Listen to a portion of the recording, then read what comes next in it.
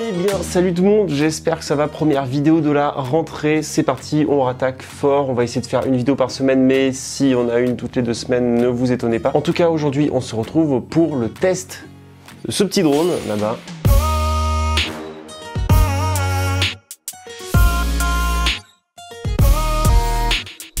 Je vous présente le Sprite Plus de Swell Pro. C'est un petit drone étanche qui peut d'ailleurs aller sous l'eau, même s'il flotte. En fait, l'avantage de ce drone, c'est qu'il est complètement waterproof, un petit peu comme une GoPro. Ce petit machin est très intéressant. C'est la première fois que je teste un drone de ce style. On va voir dans cette vidéo un petit peu ce qu'il en est en termes de pilotage, en termes de performance, en termes de qualité vidéo, en termes de réception. On va parler de plein d'autres choses et puis on va voir aussi un petit peu les utilités qu'on peut faire d'un drone de ce genre, et vous allez très vite comprendre pourquoi j'ai mis une attache GoPro là-dessous. Enfin, de toute façon, vous voyez très bien pourquoi. Pour commencer, déjà, c'est un drone qui a, je crois, un peu plus d'1 an déjà.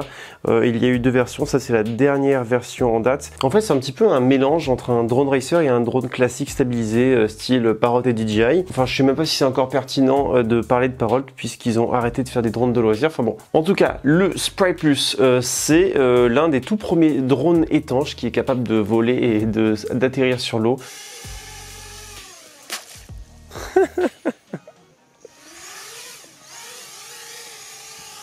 Et ça a beaucoup d'avantages, forcément vous vous doutez, au moins là si vous le faites tomber dans l'eau, il n'y a aucun problème, il va flotter et vous allez pouvoir reprendre votre vol, il n'y aura aucune casse, etc. C'est un truc qui est quand même assez résistant, même les hélices, vous allez voir, j'ai fait des tests. Alors j'ai fait que des tests dans un lac, comme ça au moins si j'avais des problèmes je pouvais le récupérer assez facilement. Surtout avec la mer en ce moment, moi la météo elle est pas ouf, donc il y a beaucoup de vagues, donc c'était beaucoup plus prudent. Et d'ailleurs je vous conseille pour les futurs acquéreurs de commencer vos premiers tests d'abord dans votre piscine si vous avez la chance d'en avoir une, pour ensuite après tester dans un petit lac, dans des petits bassins où c'est vraiment tranquille et où vous pouvez aller le récupérer en cas de problème. Au niveau des specs, ce qui est cool, c'est que vous le recevez dans une super boîte semi-rigide. Franchement, ils se foutent pas de votre gueule. Je l'ai reçu avec 3 batteries, le chargeur.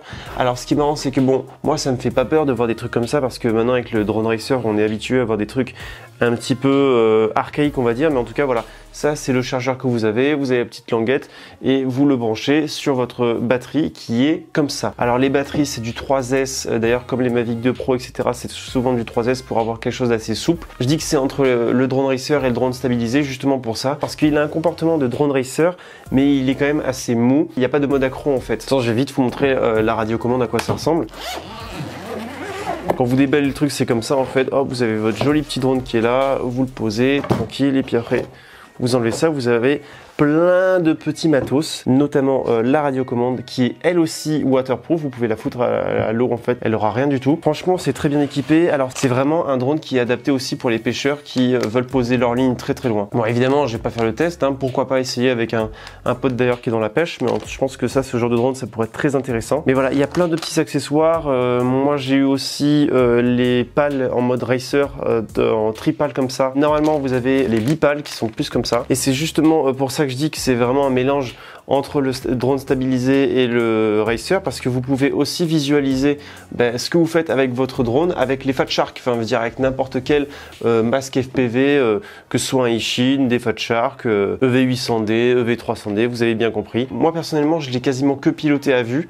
Je vais vous parler évidemment des défauts et des qualités etc. Pour venir au spec, alors la batterie comme je vous l'avais dit, elle dure environ une quinzaine de minutes, parce que c'est quand même un drone qui est pas léger, je crois qu'il est pas loin des 800 grammes. Pour parler très vite fait des défauts, le premier défaut moi je trouve que c'est la caméra qui est pas du tout excellente. Alors c'est pas du tout un drone pour faire du cinématique et faire des plans professionnels, c'est pour ça d'ailleurs que j'ai tout de suite essayé de rajouter une GoPro dessus, parce que la qualité de la GoPro est quand même vachement mieux. Et ouais, c'est plus un drone pour le fun que j'ai particulièrement piloté à vue, pour m'amuser au bord de l'eau, pour avoir vraiment la vision que je raflais l'eau jusqu'au dernier centimètre. Et donc moi les premiers tests que j'ai fait, c'est d'abord donc j'ai tout bien chargé. Au niveau de la mise en route, j'ai même pas eu de paramètres à faire.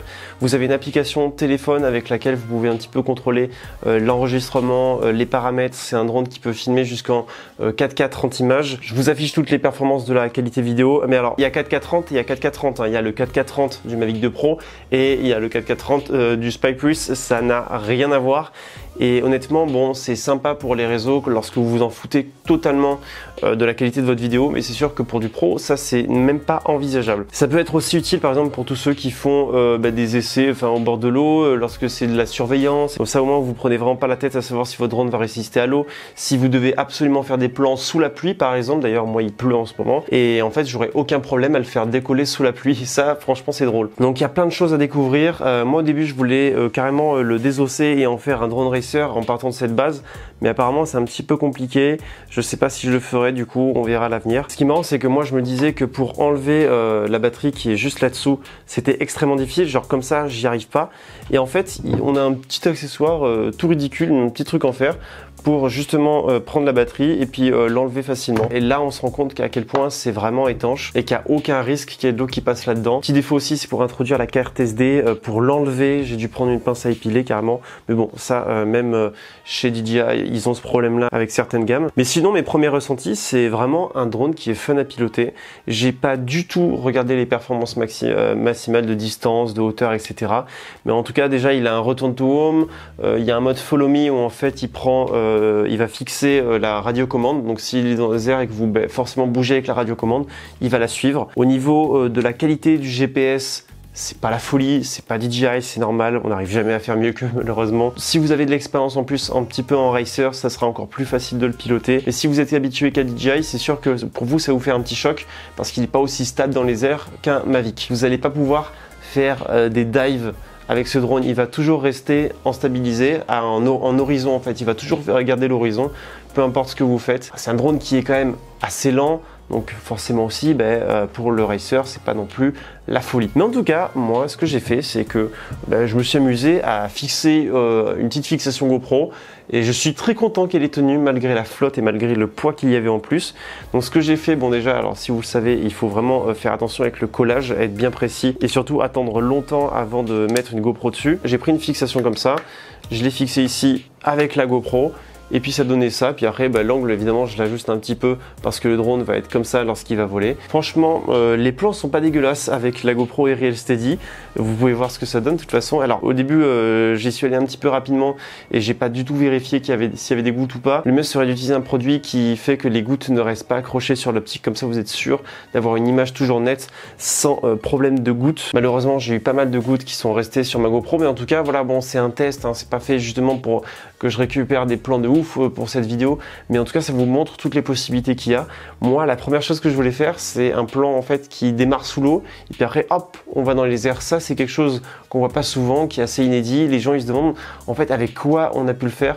Donc là forcément dans le lac il n'y avait pas grand chose à filmer, mais moi je m'imagine bien un plongeur ou quelqu'un qui est sous l'eau qui fait coucou à la caméra, puis après le drone hop qui va dans les airs et puis qui montre un petit peu le panorama de l'endroit où est la personne, ou même avec les poissons ou quoi. Franchement il y a plein de choses à faire et je suis loin d'avoir fini de l'essayer. D'ailleurs avant de faire ça j'ai essayé évidemment dans la piscine de voir s'il flottait toujours. Donc en fait il tombe en avant comme ça dans l'eau et puis après il flotte comme ça, donc pas de problème. Et il fallait surtout essayer en eau douce, comme ça au moins en eau salée vous savez encore plus que le drone va flotter, donc ça c'est génial. J'essaierai vraiment quand j'aurai le temps et quand je pourrai de faire des plans en mer sur la côte, ça va être magnifique. En tout cas si vous êtes intéressé il y a évidemment un lien dans la description et on remerciera d'ailleurs Swell Pro de me faire confiance et de le tester. Ce que j'ai bien aimé à faire avec ce drone c'est vraiment les rasemotes au centimètre de l'eau, ça c'était vraiment cool. Et en plus de ça même si les hélices tapent l'eau, vous avez vu elles sont hyper résistantes, elles n'ont pas eu de problème, elles se sont pas cassées et ça c'est cool, comme ça vous pouvez foncer dans l'eau sans aucun problème, atterrir, décoller et tout ça. S'il est retourné dans l'eau il va aller en arrière comme ça et avec l'effet de flottement il va revenir droit et vous pourrez à nouveau décoller. Donc vraiment il est hyper sécure là-dessus. Bon je sais pas si j'ai parlé de tout, en tout cas j'espère que vous avez trouvé ça intéressant ce petit test de la rentrée. Dites-moi si vous voulez que je fasse d'autres vidéos avec ce petit drone, on va dire on va se challenger, on va aller dans la mer, on va faire du gros rasemote et puis faire des plans originaux. Dites-moi les plans que vous aurez imaginé faire avec un drone de ce style. En tout cas moi je suis content de le rajouter à ma collection. Nous on se retrouve pour de grosses vidéos, je pense que vous n'êtes pas prêts, alors d'ici là portez-vous bien.